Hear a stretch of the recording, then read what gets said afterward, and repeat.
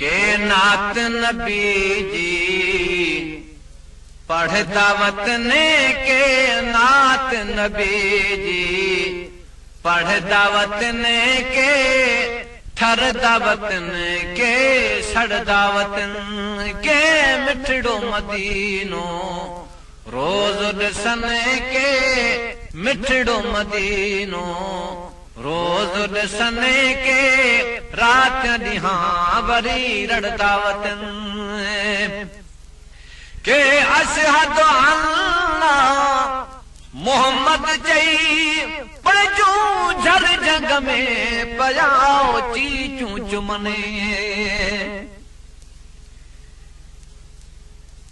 ही बाजी सिकदी मादी को दिलदार मिले कोई वक्त होवे जै कारण सूर कबूल बिकन सो यार मिले को वक्त होवे दी रात या ओ सकरात लगी मन ठार मिले कोई वक्त होवे कुल दुख भी याद न रखता दीदार मिले कोई वक्त होवे के अशहदु अल्लाह मोहम्मद चई पजूं झर जंग में पयाओ चीचूं चुमने या मोहम्मद चवणा वारन सां या मोहम्मद चवणा वारन सां अबू लहब जा बचड़ा लड़दा वतन के नात नबी जी पढ़दा वतन के ठरदा वतन के सड़दा वतन के महबूबन सां रोज मिलन के रात ॾींहां वरी रड़दा वतन काने अॼुकल्ह खाए ॻाल्हि मगर हथुरो जल जे ज़माने खां हलंदी अचे काने अॼुकल्ह खाए ॻाल्हि मगर हथुरो जल जे ज़माने खां हलंदी अचे के सहाबी जाके लहाबी जाके सहाबी जाके लहाबी जाके वलियन सां वरी विढ़दा वतन के नात नबी जी पढ़दा वतन के ठरदा वतन के सड़दा वतन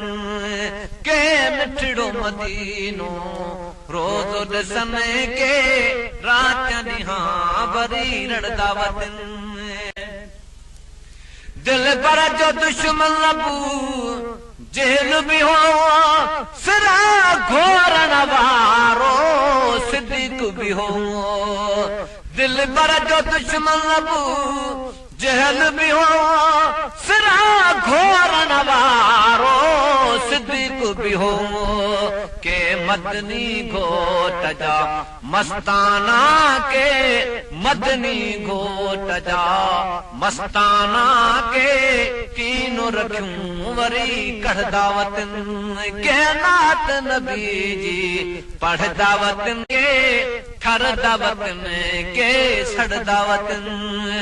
के मिठड़ो मदीनो रोज ॾिसन के रात ॾींहां वरी रड़दा वतन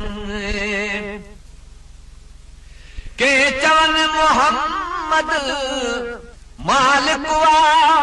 के शान ॻाइण खे शिरक चवनि नमाज़ पढ़ी है निंड दसाई अवलंदर तां औजार भरूं बोलियूं बझारियूं अंदर अंधकार छॾे तकबर तगर चवे अला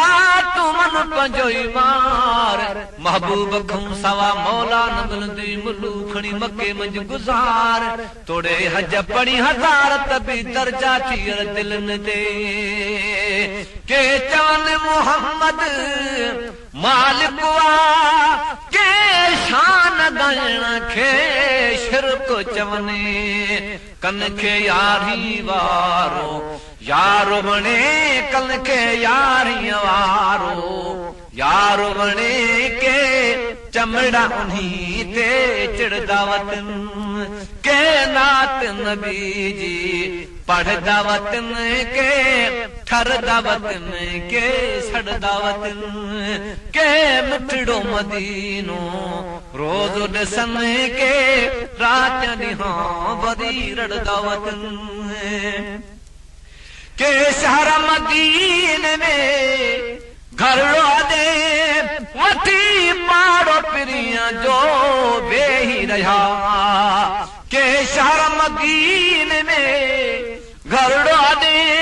वठी पाड़ो पिरिया जो बेही रहा कन खे सिकंदे सिकंदे साल थिया कन खे सिकंदे सिकंदे साल थिया कन खे गलन तंगोड़ा गड़दा वतन के नात नबी जी पढ़दा वतन के ठरदा वतन के सड़दा वतन के मिठड़ो मदीनो रोज़ ॾिसन के रात ॾींहं वरी रड़दा वतन